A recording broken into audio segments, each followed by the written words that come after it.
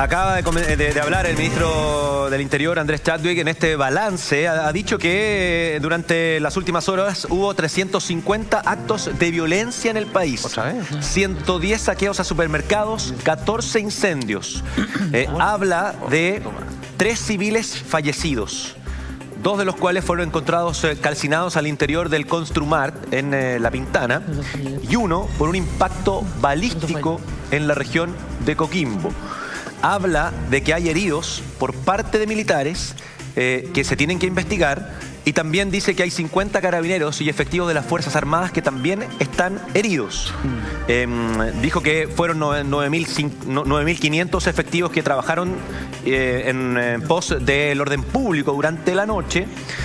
Y habló de que hay un deseo de querer volver a la normalidad, que pese a las dificultades que hubo durante la mañana, la gente trató de acceder a su trabajo. Estoy repitiendo las palabras que ha dicho él. 476 supermercados abiertos en el país, e hizo hincapié, y aquí sería bueno poner foco, en que destacó lo que hizo algún grupo de vecinos en el sentido de organizarse para resguardar el orden público en condominios, en barrios, en calles. Habló de la organización y básicamente lo que dijo exactamente en torno a eso fue que hubo especial organización de gente que defendió sus casas y barrios. Hizo especial hincapié en eso y destacó eso. Y nosotros lo vimos ayer, seguramente usted en su casa también lo puede compartir, cómo se organizó. Ahora, ¿por paranoia o porque efectivamente hubo intento de saqueo? Juanito vive en Alto Macul. ¿Ya? Ayer hubo noticias en Alto Macul anoche. Sí. Se organizaron. Sí. ¿Por qué se organizaron, Juan? Mira, el grupo, yo llegué tipo 5 de la tarde y ya se estaban organizando. Alto Macul tiene la particularidad que hay solo 2 ingresos, 2 accesos. ¿Ya? Un acceso, digamos, norte y un acceso sur. No hay más accesos. Y por lo tanto lo que se hizo por parte de los vecinos ante la idea de que habían turbas que iban a ir a asaltar casas, ¿sí? Se cerraron los 2 accesos. Uno de los accesos se cerró incluso con maquinaria pesada que tenían los vecinos. Se sacaron grandes trozos de cemento y se pusieron en la vía y se evitó que se ingresara por ahí. Y por otro lado se cruzaron los vehículos para que el flujo fuera más lento, y los vecinos nos organizamos a través de la Junta de Vecinos, que fue la que organizó el tema, la presidenta de la Junta de Vecinos, que los distintos barrios, los distintos lugares... Cada uno de los barrios particularmente teníamos que contribuir con una determinada cantidad de personas para vigilar toda la noche. O sea, fue una acción más bien preventiva. No es que haya llegado una turba a saquear. No, nunca llegó.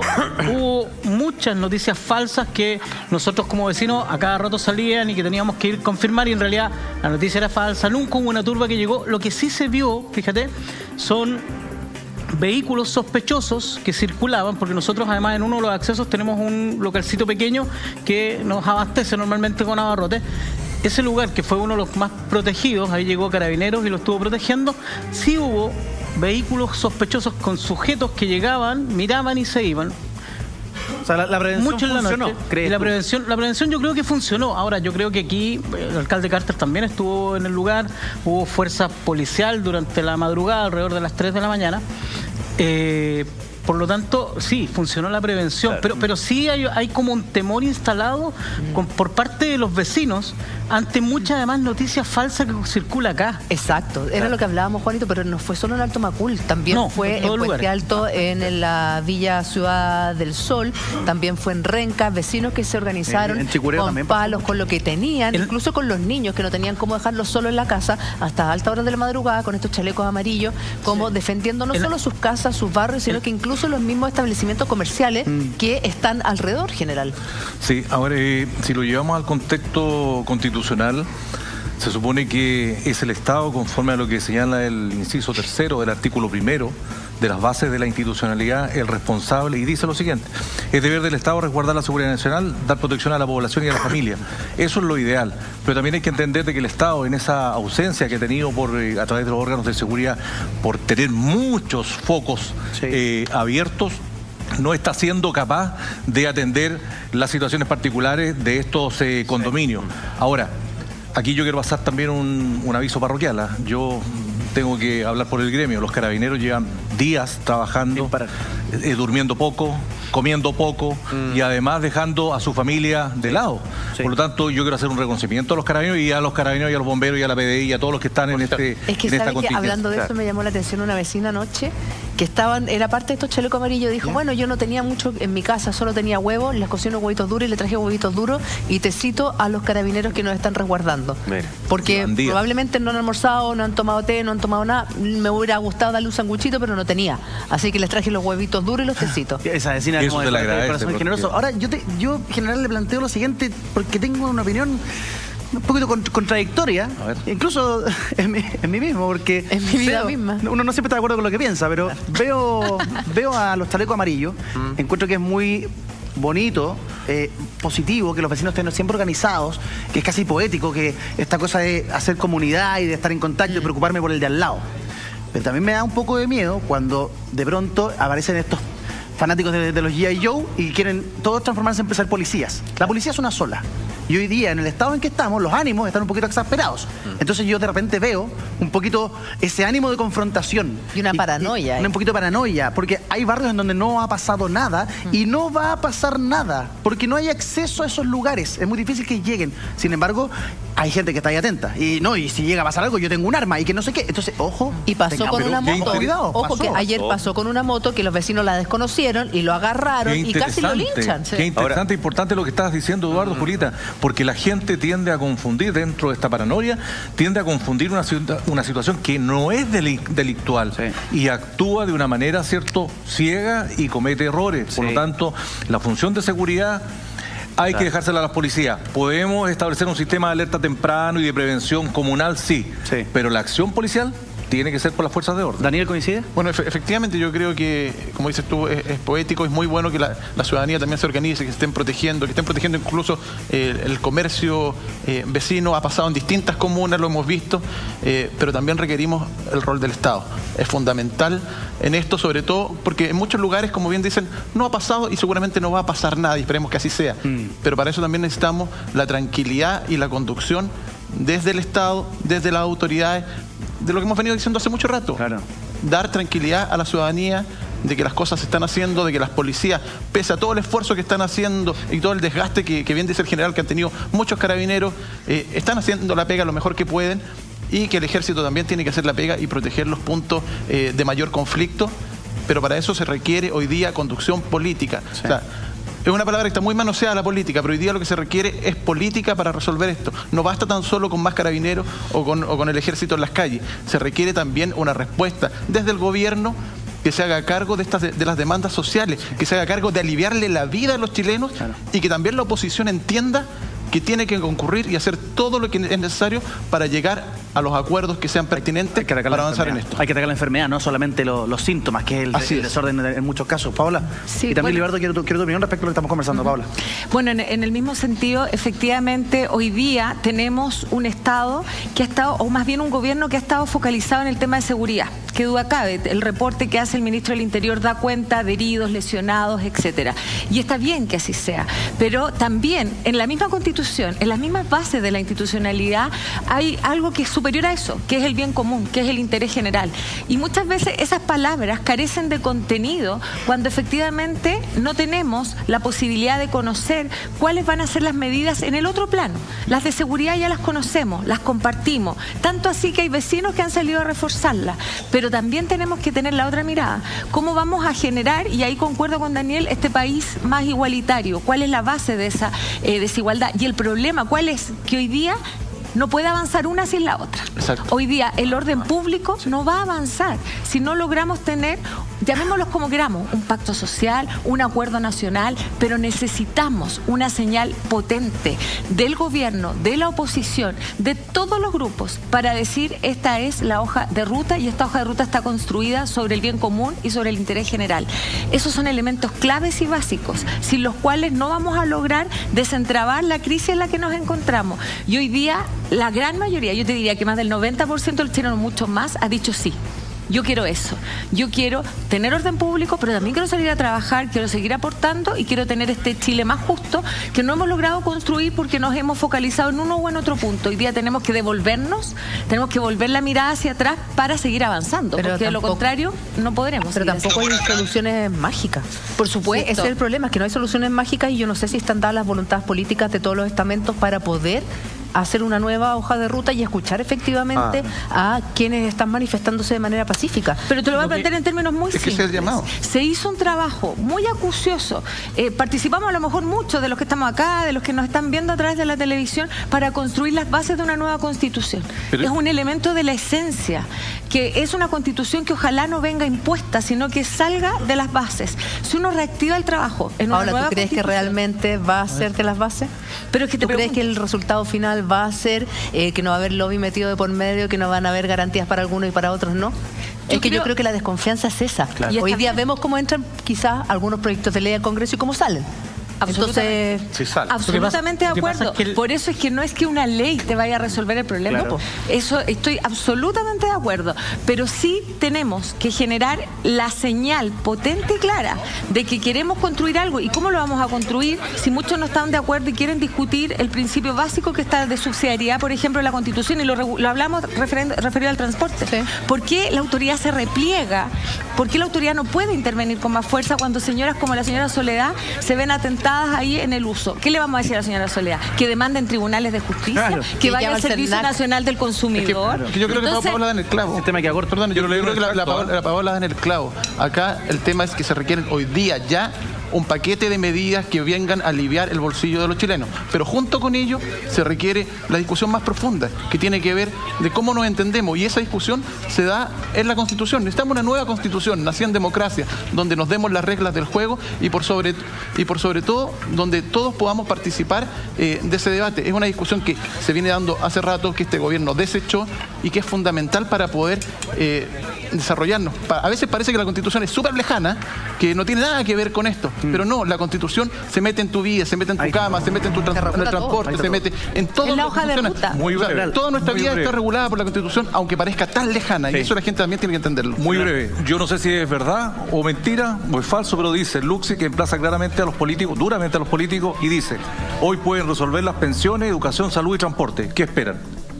Un mensaje, si lo dice, un mensaje de una persona con los empresarios influyente y millonaria de nuestro país. Lo dijo y dijo que ellos también tenían que asumir. Sí. Que ellos tenían que asumir también el costo que eso implicaba. Sí. Déjame hacer un contrapunto. En el último tiempo se vino discutiendo sobre la necesidad de armar un cambio constitucional. Lo podemos discutir.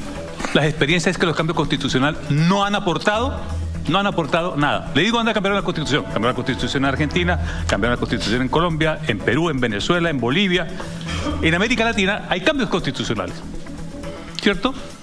Yo entiendo el reclamo que se hace de querer sacarse encima la Constitución de Pinochet para colocarla como es. Hay un sector político que se la quiere sacar, pero ese tema no lo quiero meter en la discusión ahora. No lo metamos ahora, porque no nos va a dejar salir, porque nos metemos cada quien en la trinchera. Si ponemos el tema de la Constitución en Chile, vamos a salir y a meternos en una trinchera donde cada quien tiene unas sospechas de que no se vaya a avanzar, porque quizás cómo se quiere llegar a la Constitución. Es un camino más largo, démoslo de lado. En lo que sí quiero coincidir es en la necesidad de, para el corto plazo, que es lo que para salir de esta crisis, que la Constitución no nos saca de esta crisis. Lo que nos saca de esta crisis en la cual estamos es un mínimo común. Es un mínimo común. ¿Cuáles son las cosas donde vamos a converger para salir hacia adelante? ¿Cómo se logra? Se logra fácilmente. Es lo más sencillo que hay. ¿Sí? Por supuesto. Tú llamas a los 5 o 6 grandes actores relevantes, políticos, sociales, económicos del país, toman los insumos que hay en la mesa y los prioriza.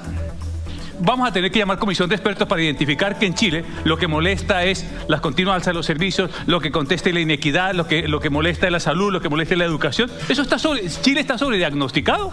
Pero parece que no se dan cuenta. ¿Está sobrediagnosticado? Si esto es priorizar. Esto es la priorización y entrar a una cosa que llama la acción y que la gente sienta el impacto. Salir del consenso económico en donde todo el mundo adoramos el crecimiento del Producto Interno Bruto anual, donde solamente eso era. Si revisamos la prensa económica desde hoy hacia los últimos 40 años, ese ha sido el predicamento. Y entonces la gente se preocupa si bajamos o no bajamos y salen todos los analistas con los ojos así de grandes a decir si bajamos o no bajamos. ¿Cuándo han abierto los ojos? Cuando las señoras estas son sujetos de estos abusos, cuando no le llega la salud, cuando nuestros mayores tienen que hacer fila porque no hay un sistema de salud que los soporte, ahí no hay un sistema de seguridad que los soporte. Entonces, ahí está. Pero, Libardo, ya está diagnosticado el tema. Yo entiendo el diagnóstico y entiendo el análisis. También esperaría que la solución viniese desde el espectro político. Pero hoy día, todo este estallido no tiene que ver con un movimiento político. No hay un político a la cabeza de todo esto. Hay políticos tratando de sacarle partido a esto, pero no hay político arriba. Entonces es una manifestación ciudadana.